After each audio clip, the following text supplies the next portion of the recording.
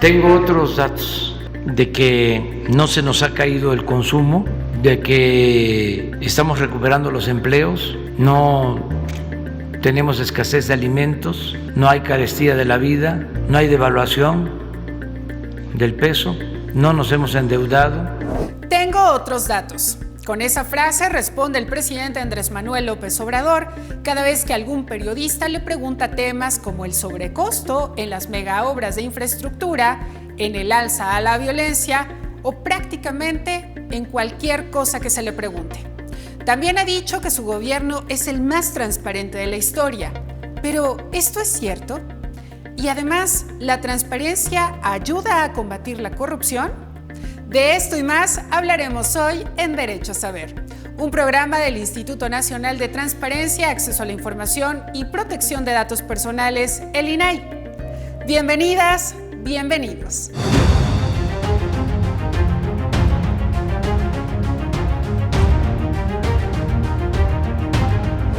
Todas las instituciones y quienes las dirigen, desde el presidente hasta un alcalde y los funcionarios de cualquier nivel, tienen la obligación de ser transparentes y rendir cuentas. ¿Pero qué significa? Pues que deben informar en qué gastan los recursos públicos, por qué toman las decisiones que toman y también deben decirnos cuáles son los resultados de las estrategias que implementan para cualquier tema como salud, seguridad, economía, etc. Para cumplir con la transparencia y rendición de cuentas, tenemos distintos mecanismos, obligaciones establecidas en leyes y reglamentos, como por ejemplo, que sea público el presupuesto y el gasto.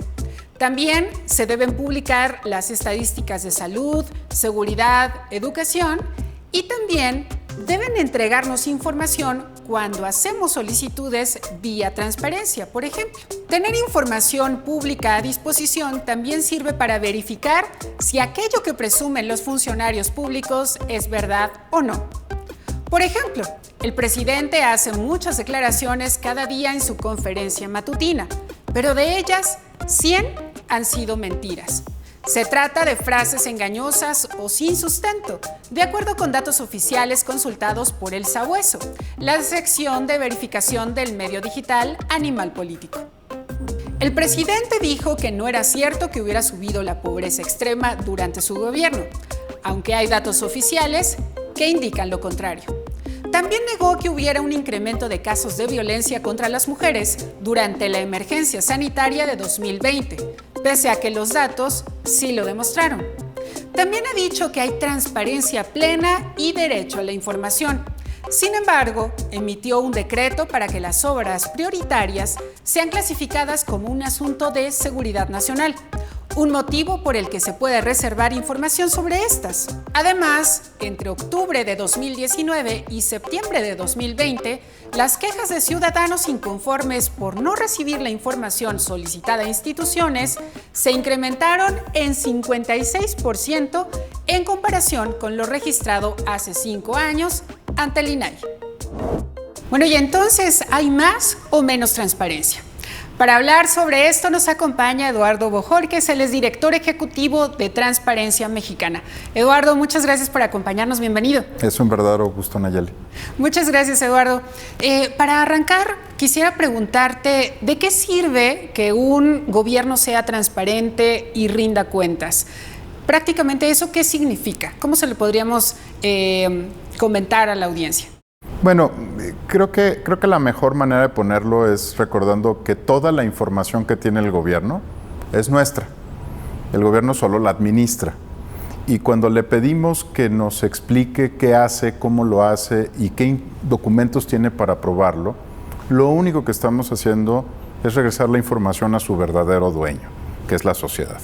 La sociedad la pone en el gobierno, le permite al gobierno administrar recursos y pues por eso le tiene que preguntar cómo gasta, en qué gasta, cómo decide, cómo fue que argumentó sus decisiones y en términos de la información, cómo puede acreditar su dicho, porque al final la información lo que hace es respaldar los discursos, las opiniones, los tweets, es la base o el soporte documental de todo lo que hace el gobierno. Entonces al final lo que estamos haciendo es devolverle a la población lo que siempre fue de ella, pero que se encomienda en manos del gobierno para su administración. Claro. Y Eduardo, ¿cuáles serían como los elementos que podríamos analizar, medir, para determinar si un gobierno es transparente o no, si está rindiendo cuentas más o menos?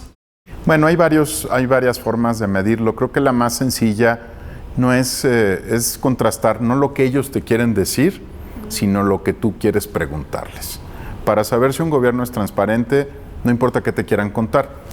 Piensa, por ejemplo, en campañas electorales, pues los candidatos gastan toneladas de recursos en Facebook, en TikTok, pero eso es propaganda, eso no es información, eso es lo que ellos quieren que veamos de ellos. Exaltan sus virtudes, sus talentos, su experiencia, pero no te están respondiendo a ti o a mí o a cualquier persona. Para saber si un gobierno es transparente, lo primero es saber si está respondiendo lo que la gente le pregunta, que es muy distinto a qué quiere contarte el gobierno. Son dos cosas muy distintas. Es la primera forma de medirlo. Y luego ya, de manera más avanzada, puedes hablar de bases de datos. México fue pionero en el mundo en incorporar a su legislación en materia de transparencia la idea de las bases de datos.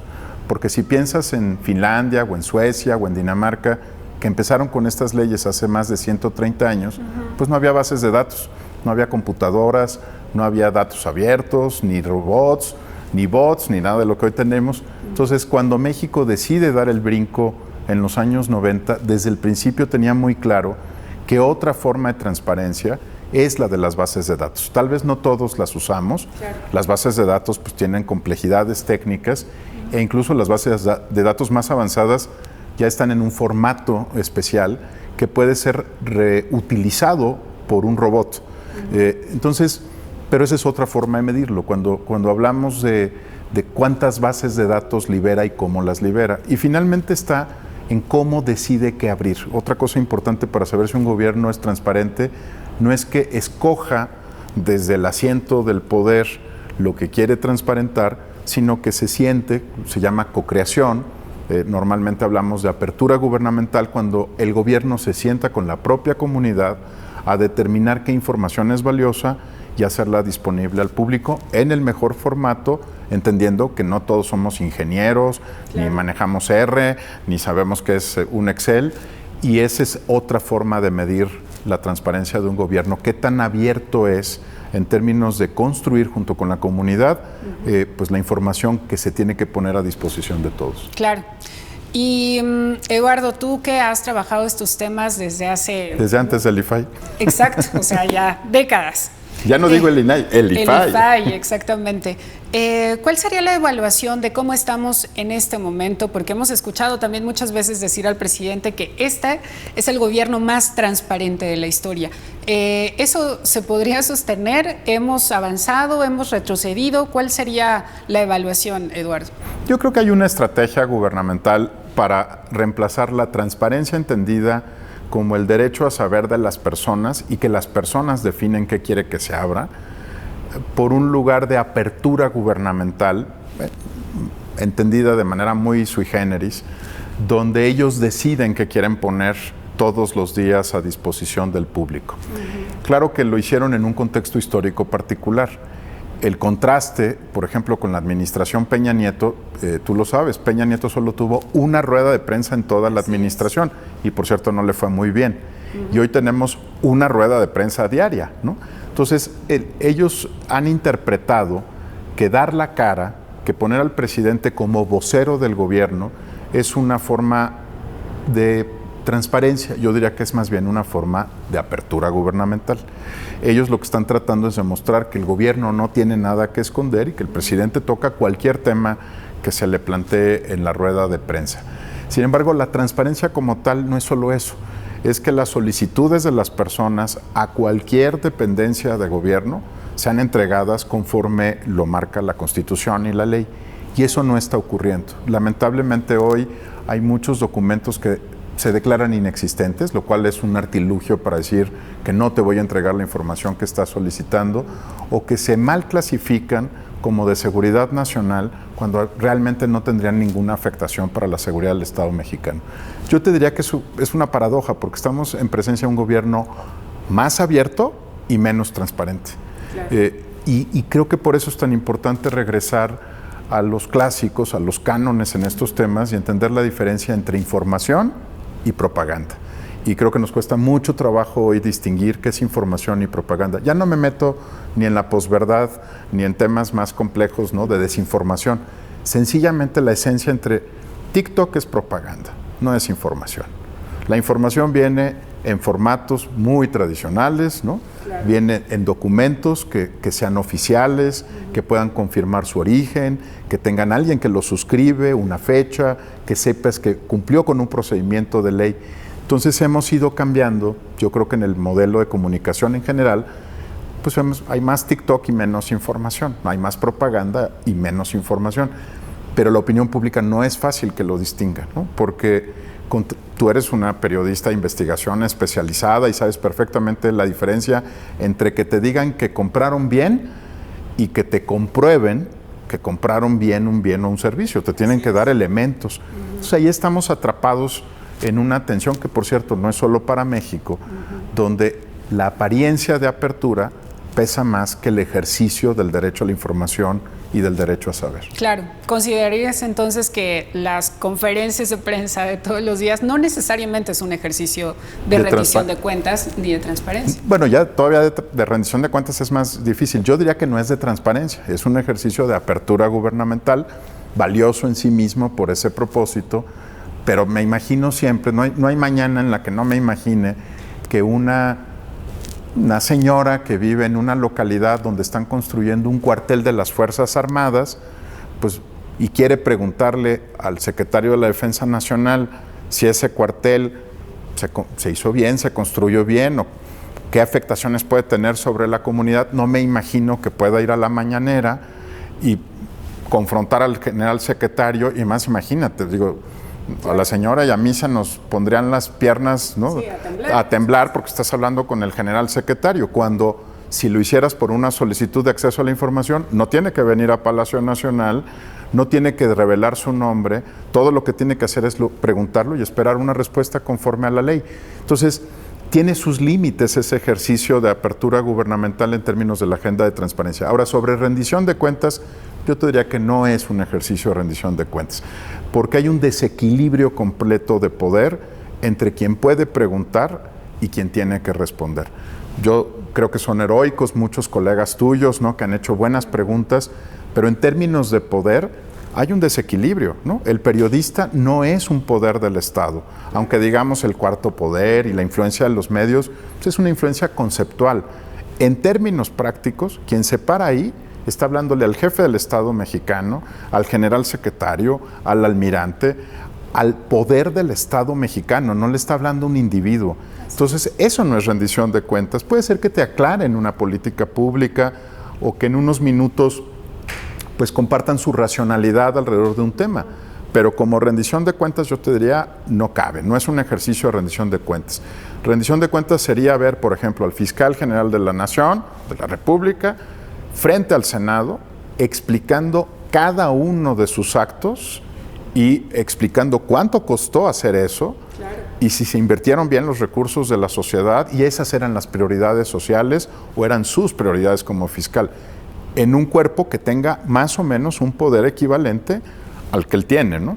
Claro. Por eso no es rendición de cuentas, porque si paramos a esa señora frente al general secretario, pues perdón, estamos en un claro desequilibrio de poder. Ellos tienen todo el poder del Estado y la señora solo tiene el derecho a saber. Hay un desbalance total en esa relación. Pues Eduardo, podríamos seguir hablando de este tema, pero el tiempo se nos agota. Muchísimas gracias por habernos acompañado. A ti, Nayeli, ha sido un gusto. Muchas gracias, Eduardo.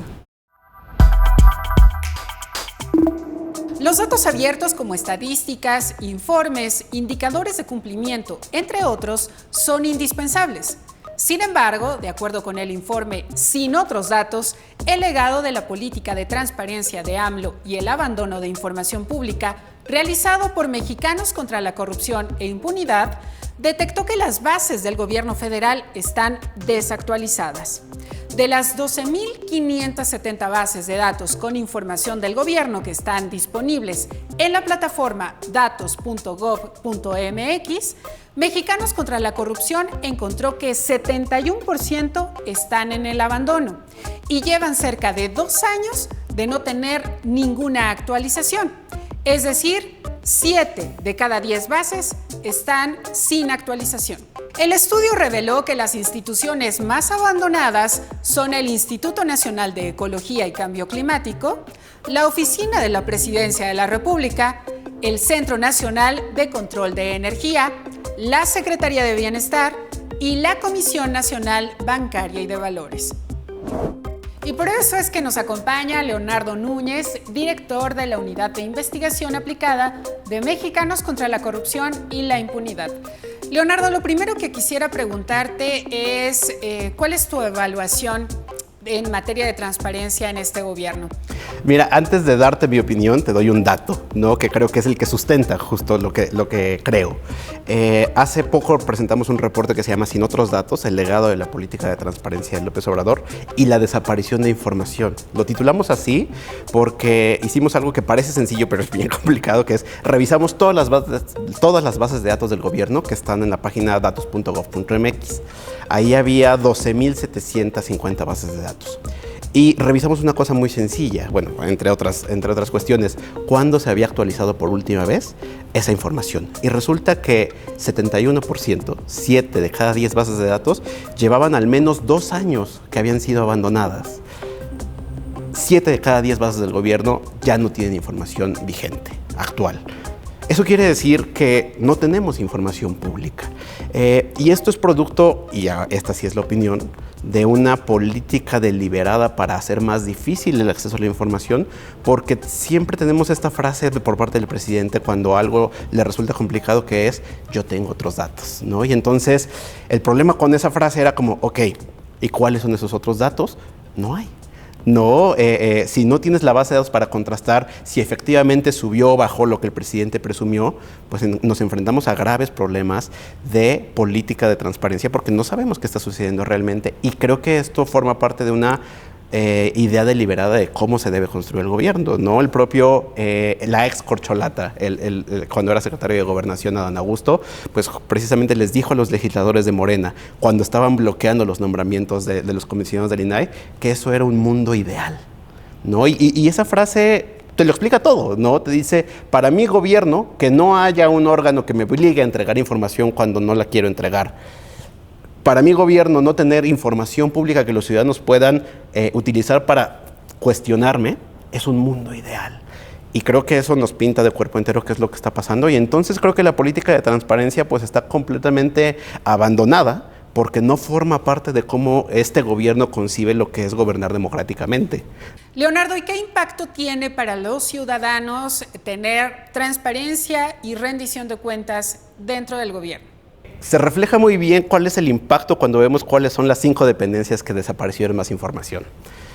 En primer lugar, es el Instituto Nacional de Ecología y Cambio Climático, el INEC, ¿no? Por obvias razones, porque además el instituto desapareció a mitad del sexenio, pero esto nos quiere decir que toda la información que se generaba de áreas naturales protegidas, de análisis que nos permitía anticipar o tener mejor conocimiento de los riesgos del cambio climático, desapareció, ¿no? Después le sigue la Secretaría de Bienestar, la Oficina de la Presidencia de la República, la Comisión Nacional Bancaria y de Valores y el Centro Nacional de Control de Energía.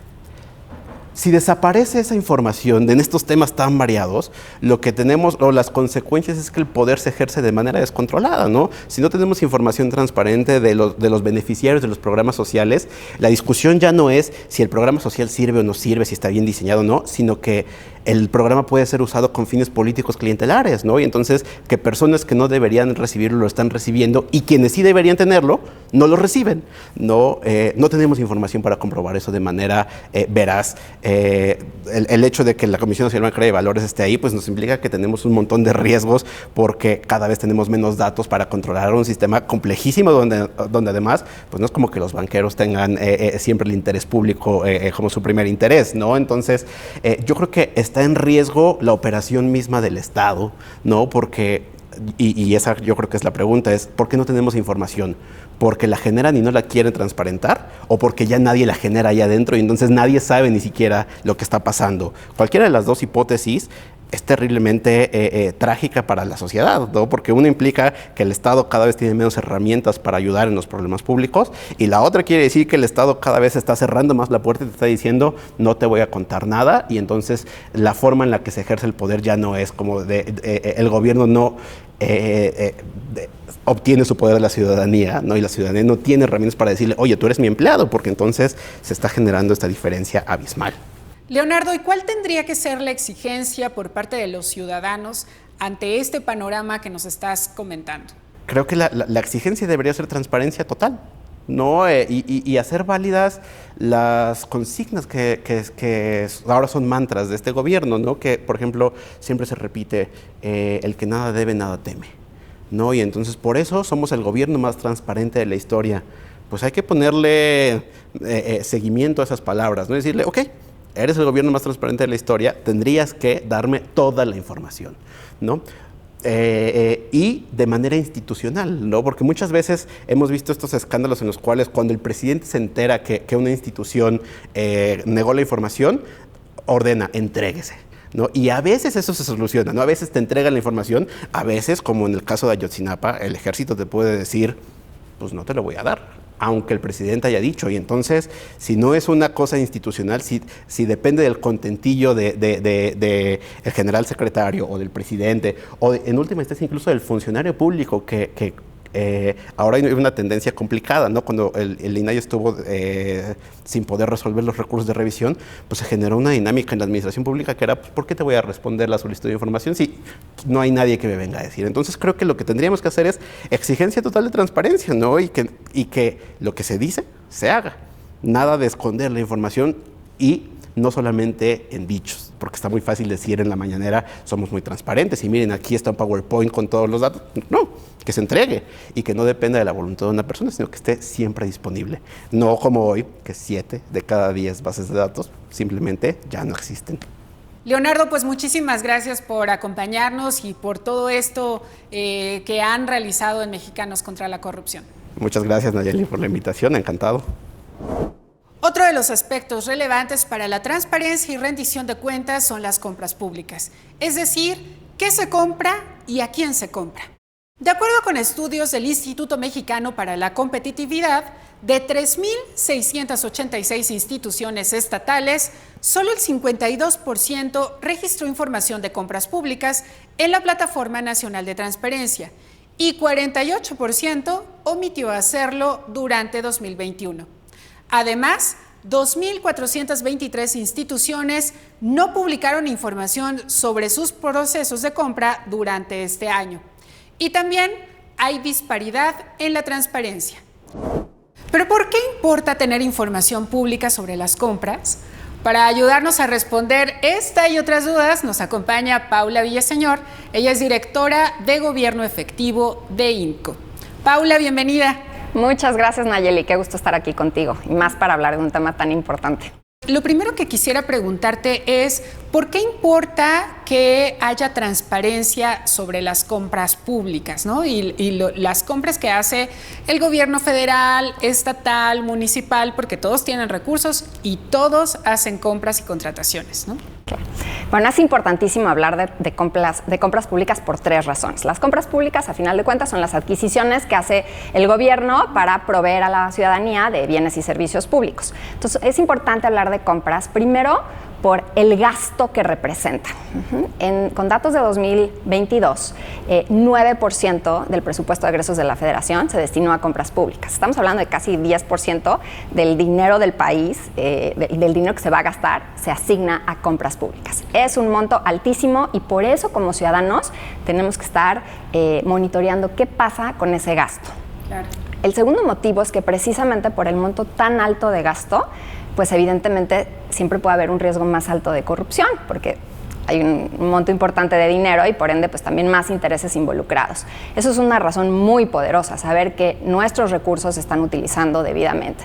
Y te diría la tercera y más importante, porque en función de cómo se da ese proceso de compras públicas, los ciudadanos podremos o no tener más y mejores bienes y servicios de calidad. No es lo mismo comprar cualquier medicamento que uno de calidad que realmente va a atender el padecimiento que necesitas, o un elevador, por ejemplo, en un edificio público, entre otras cosas, ¿no? Entonces, esas son las tres razones por las que es importante que como ciudadanos nos involucremos en este tema. Suena un tema muy árido, aburrido, pero en realidad claro, es sumamente justamente importante. para que quienes nos estén viendo tengan como elementos más cercanos para reconocer por qué esto nos tiene que importar, te quiero preguntar dos cosas. Uno, que cuando hablamos de recursos públicos, ¿no? ¿Qué significa? No es el dinero del presidente, no es el dinero del secretario de Gobernación o de la Defensa.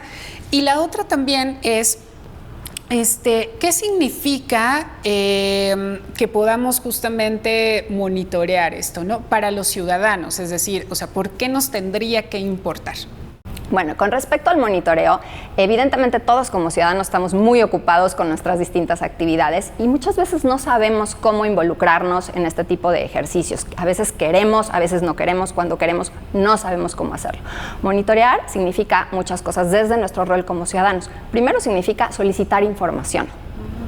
El primer paso para poder conocer más de lo que pasa con las compras públicas es tener información clara.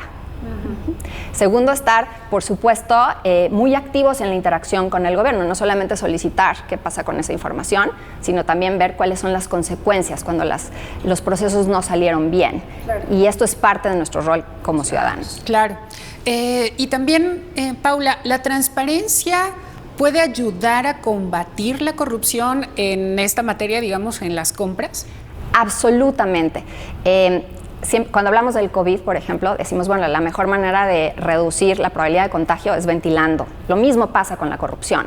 Para que la corrupción, ¿qué es a final de cuentas? Es el uso de recursos públicos para fines privados. ¿Y qué pasa? ¿Por qué se da la corrupción? La corrupción se da fundamentalmente cuando hay opacidad. ¿Por qué? Porque si hay opacidad no sabemos qué está pasando. Y si no sabemos qué está pasando, no podemos sancionar la conducta corrupta. Y la corrupción se nutre de eso, de la falta de transparencia, de la falta de sanción. Entonces, evidentemente, promover la transparencia en un país, promover la transparencia en las actividades del gobierno, contribuye a reducir la corrupción. No es un paso automático, pero sin duda es la condición necesaria para comenzar a hacerlo. Exacto. Pues con eso nos quedamos. Paula, muchísimas gracias. A ti, Nayeli, gracias. Después de todo lo que hemos visto en el programa, podrás sacar tus propias conclusiones y responder si hay más o menos transparencia en este gobierno. Pero sobre todo, se trata de hacerte una invitación para que tú mismo verifiques todos los datos que dan los gobernantes. No te dejes engañar con información falsa. Si te perdiste algo de la información que te hemos compartido hoy, recuerda que puedes ver este y todos nuestros programas en el canal de YouTube del INAI. Muchísimas gracias por acompañarnos en esta emisión y te esperamos la siguiente semana, porque recuerda que tú tienes derecho a saber.